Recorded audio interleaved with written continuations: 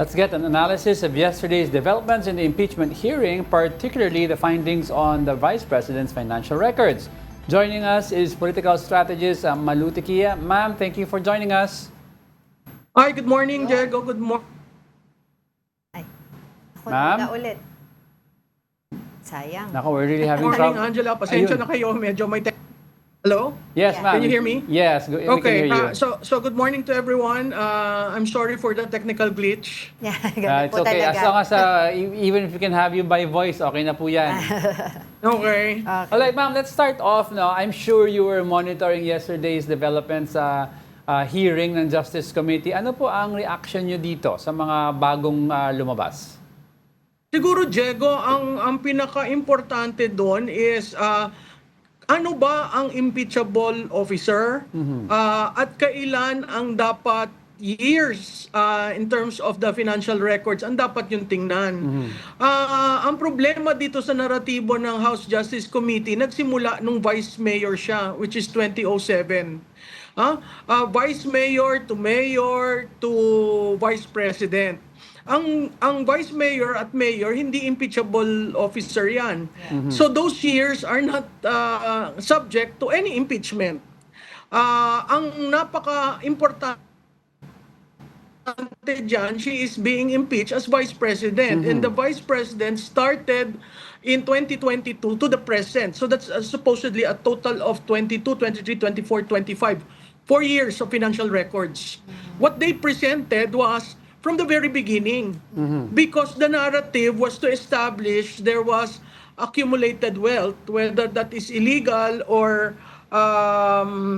what do you call this, unsupported, is something that will be subject to the trial at the impeachment court. That's right. So yun yung pinakaunang problema dyan. Pangalawa, pag tiningnan mo yung AMLAC, hindi naman pwedeng basta kukunin mo yung bank records at sasabihin mo at gagawa ka ng conclusion before ito ang sinasabi nila is just procedural, no? Tinitingnan nila kung merong ebidensya.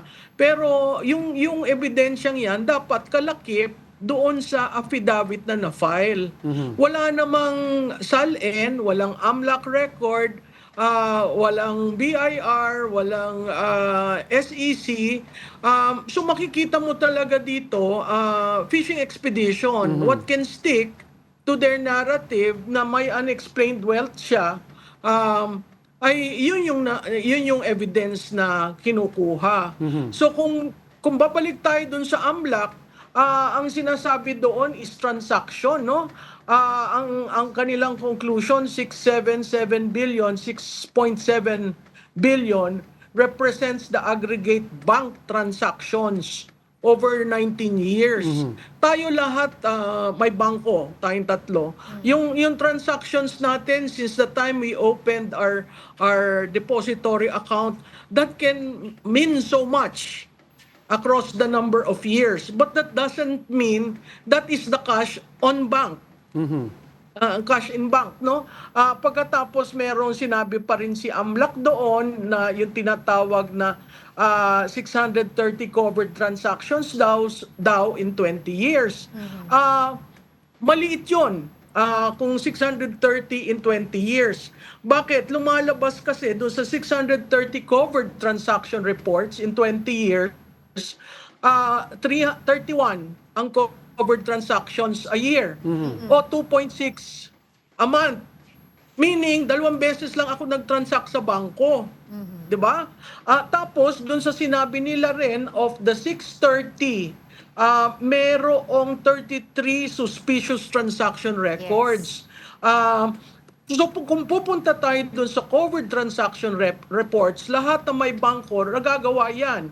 At this can either be single or series of transactions within one banking day.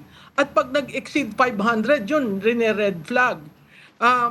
Ito bang mga actuations na ito constitute a crime or a wrongdoing? Wala. Essentially, depository mo yon, in and out ka. Bakit ka nag-in and out? Kasi to establish credit worthiness. yun yung sa atin, no? Ine-explain ko lang na hindi porke may ang dami mong CTR o ano tawag dito, covered transaction reports, ibig sabihin may krimen na ginagawa. Ang crucial doon ay yung suspicious transaction reports kasi sabi out of the 630 for the 20 years merong 33. 33, yeah. Ah? Oo, STRs. out of the 20 years. So, ibig sabihin yan, meron siyang almost approximately 2 suspicious transaction reports a year. Per year. Or 0.14 a month.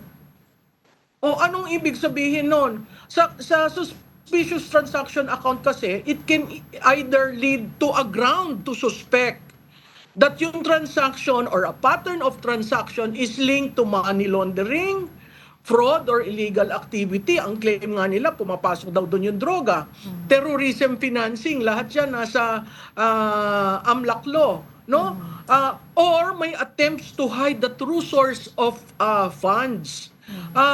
Kaya ang tatanungin natin, kung for the past 20 years, meron 33 na suspicious transaction report, ay bakit hindi nag-file ng kaso ng money laundering sa DOJ? For the past 20 years, walang kasong na-file. So hindi porke ang numero ay pinipresenta mo, yung numero you can actually judge immediately, oy sandali lang, may wrongdoing. O kaya, ay sandali lang, yaan ay money laundering. Hindi pwede yun kasi yung pag-angat ng kanyang kita from vice mayor to mayor to vice president, pag tinutal mo yung salary niya, syempre tataas yun. And for 20 years, kayong dalawa, no, for 20 years, bumababa ang income nyo, hindi ba dapat tumataas? Kasi yun ang measurement natin na financially independent na tayo as a professional. So itong mga presentasyon, medyo hindi ako nag-agree dun sa ginawa ng AMLAC. Hindi rin ako nag-agree na porke walang cash on hand at cash in bank sa ilang salin, di wow, no? Sinabi ng isang congressman, di wow. May rason kung wala kang cash on hand. Pag nag-declare ka ng salin, wala ka talagang cash on hand. Yung cash in bank, pwedeng at that time when she made the declaration, wala. Kasi yung SALN is merely a guide kung hindi siya talaga measurement. Kung babalikan natin yung kay Chief Justice Corona, no? Allowed ng law na mag-amend ka may remedial process para kung may mali kang entry. So yun, again, subject to an analysis in a trial. Oo. But of course, Tapusin ko Go lang, ahead yung po, kay go ahead po. Trillanes, at baka ako mawala, yung kay Trillanes, lumang tugtugin na yan for the past, a decade. Imaginein mo yung assertion niya kasama si Kitty. Yung pinasok, 11 years old lang yung bata. So, ludicrous yung mga pinagsasasabi, pero pag prinisenta mo, magugulat ka. At kahit supporter ka ni Vice President, mahihinaan ka ng loob kasi talagang, kumbaga, kinuyog ng data. Pero pag you start analyzing the data, there is a reasonable explanation for those. And that is subject to the trial in the impeachment court. That's right. yun nga po yung sinasabi, reasonable explanation, pero wala nga daw pong explanation na nanggagaling mismo kay Vice President Sara Duterte. And of course, yung failure nga lang daw po to fully disclose yung SALN, how critical is that when it comes to the discussion of impeachment? Kasi yun nga po na nabanggit nyo na rin po kanina yung kaso Critical ni... yun, Angela. Oo, critical yun, Yes. Angela, for any public Right. servant, critical yung SALN. So, there is naman a process. And the process is in the trial. Not in the finding out evidence, supporting an evidence. You know, this whole thing that the House of Representatives is doing is really foul because you are fishing for documents that will suit your narrative. Yeah. Which is meron siyang illegal wealth, undeclared wealth, etc., etc. Again, Ang sabi ng Supreme Court na ibigay ang complaint sa respondent, bigyan mo siya ng evidence na nakalakip sa complaint. Wala namang binibigay sa kanya yan. Ngayon lang Right. nila na-discover yan. At tuwing na-discover nila, meron ng naratibo. So ako, ang akin lang, hintayin natin sa trial, no? At kaya nga ang parati kong sinasabi sa aking mga interviews, di gawin nyo na yung complaint, yung grounds for impeachment, yung articles for impeachment. Para matapos na ito, kasi wag mo nang pahabain sa House dahil talagang, kumbaga, binilad mo na lahat ng pwedeng itapon sa kanya.